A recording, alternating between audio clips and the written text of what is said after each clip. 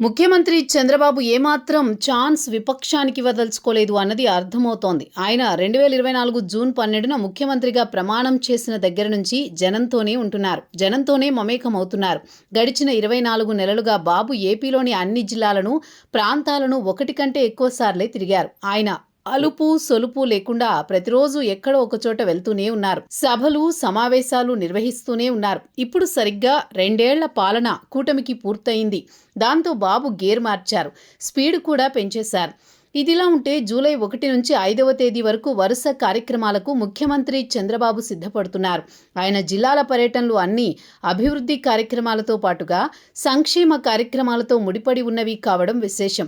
నెల్లూరు, తిరుపతి, కడప, చిత్తూరు జిల్లాల్లో ముఖ్యమంత్రి పర్యటనలు ఉన్నాయి. ఇక ఈ జిల్లాల పర్యటనల సమయంలో అక్కడే చంద్రబాబు బస చేయనుండడమే విశేషం.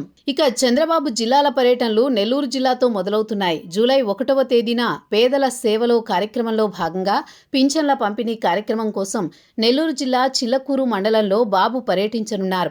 అదే రోజు తిరుపతి జిల్లా సత్యవేడు నియోజకవర్గంలోని శ్రీ సిటీలో ద్విచక్ర వాహనాల సంస్థ Hero MotoCorp global parts సెంటర్ను ఏర్పాటు చేస్తోంది.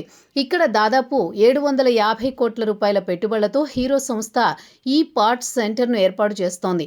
దీనికి శంకుస్థాపన చేయనున్నారు. ఇక రాత్రికి చంద్రబాబు అక్కడే బస చేస్తారని అధికారులు చెబుతున్నారు.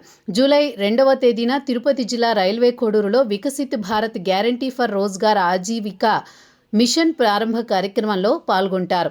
అదే రోజు సాయంత్రం తిరుపతి పట్టణంలో ప్రైవేట్ హోటల్లో జరిగే కెపాసిటీ బిల్డింగ్ వర్క్షాప్కు హాజరవుతారు. ఆ వర్క్షాప్కు నీతి ఆయోగ్ సభ్యులతో పాటు పీఎం ఎకనామిక్ అడ్వైజరీ కౌన్సిల్ సభ్యులు హాజరవుతారు.